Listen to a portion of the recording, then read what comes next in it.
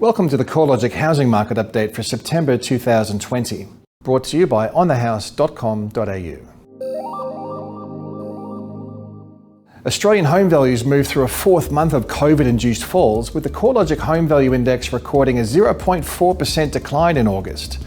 Although housing values continue to trend lower from their pre-COVID highs, at least from a macro perspective, the rate of decline has eased over the past 2 months, and 5 of the 8 capitals recorded steady or rising values through the month.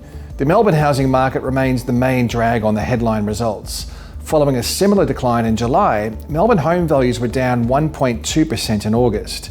This was the largest fall recorded amongst the capital cities, demonstrating the impact of a worse viral outbreak to other cities, along with a larger demand-side impact from stalled overseas migration. Through the COVID period to date, Melbourne home values have fallen by 4.6%. Outside of Melbourne, the remaining capital cities all recorded slightly better conditions relative to July. The rate of decline eased across Sydney and Brisbane, while home values held firm or showed a subtle rise across the remaining capitals. The performance of the housing markets are intrinsically linked with the extent of social distancing policies and border closures, which also have a direct impact on labour market conditions and on sentiment. It's not surprising to see Melbourne as the weakest housing market, considering the extent of the virus outbreak and subsequent restrictions which have weakened the economic performance of Victoria. Regional markets have continued to outperform their capital city counterparts across the largest states. While CoreLogic's combined regionals index has lost momentum relative to the pre-COVID trend, the index has held virtually flat since May. There are a variety of factors helping to support regional housing market conditions. Unlike their capital city counterparts, which last year received around 85% of net overseas migration, most regional markets have avoided the drop in demand caused by a pause in migration. Regional markets may also be appealing for their relatively low density and lower price points. Additionally, the normalisation of remote working through the pandemic could make proximity to the major cities less of a factor in home purchasing decisions.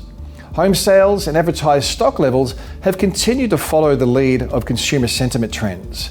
After plunging through late March and April, consumer sentiment readings posted a partial recovery through May, June and July, before falling again in August due to the new round of social distancing restrictions in Victoria and concerns about a renewed spread of the virus, which has weighed heavily on purchasing decisions.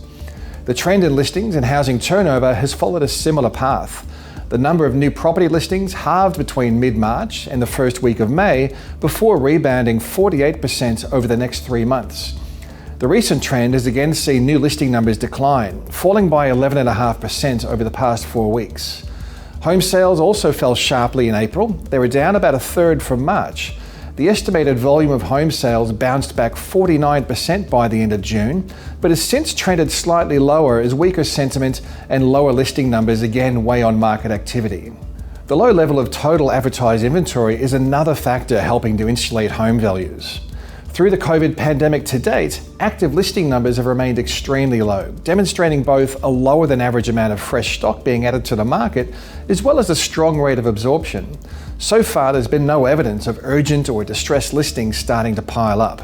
This could potentially change, however, as fiscal support starts to taper at the end of September and distressed borrowers taking a repayment holiday reach their 6-month check-in period around the same time. The timing of these two events could be the catalyst for a gradual rise in distressed listings, which will be an important trend to monitor.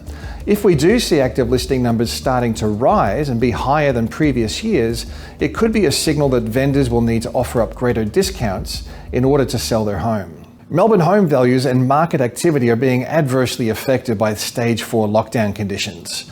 Home values were down 1.2% in August, following a similar result in July, taking the cumulative decline to 4.6% through the COVID period so far. Similarly, our estimate of home sales has fallen 20% compared with June, demonstrating the impact from lower household confidence and social distancing policies that prevent inspections and on-site auctions. The upper quartile of Melbourne's housing market is wearing the brunt of the downturn, with values down 7% since March. Meanwhile, the lower quartile of the market has recorded a smaller 1.7% drop. Despite the weaker conditions, Melbourne housing values remain 5.9% higher than they were a year ago, demonstrating the strong capital gains that were present prior to COVID-19.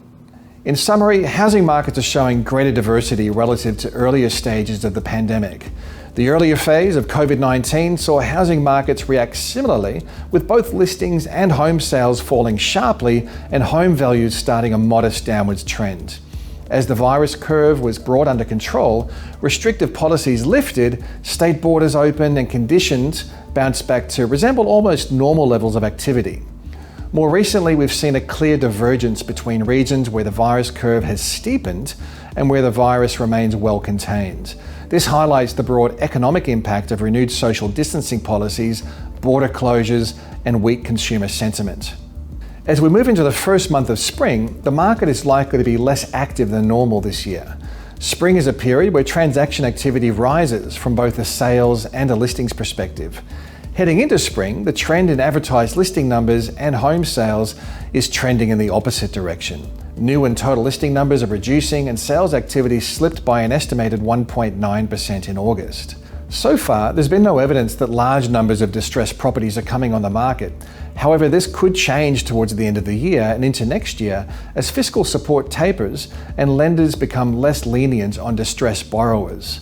Considering fiscal stimulus policies are set to reduce at the end of this month, and lenders will be conducting their 6-month check-ins with borrowers taking a repayment holiday, the downside risk to home values remains high.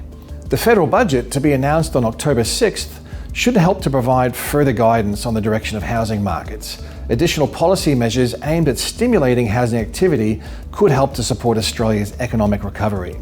Looking forward, we're likely to see a diverse outcome for housing markets around Australia, depending on how well the virus is contained and the region's exposure to other factors such as its reliance on overseas migration as a source of housing demand. With so much happening between these monthly updates, make sure you're staying up to date on the latest property market trends at www.corelogic.com.au.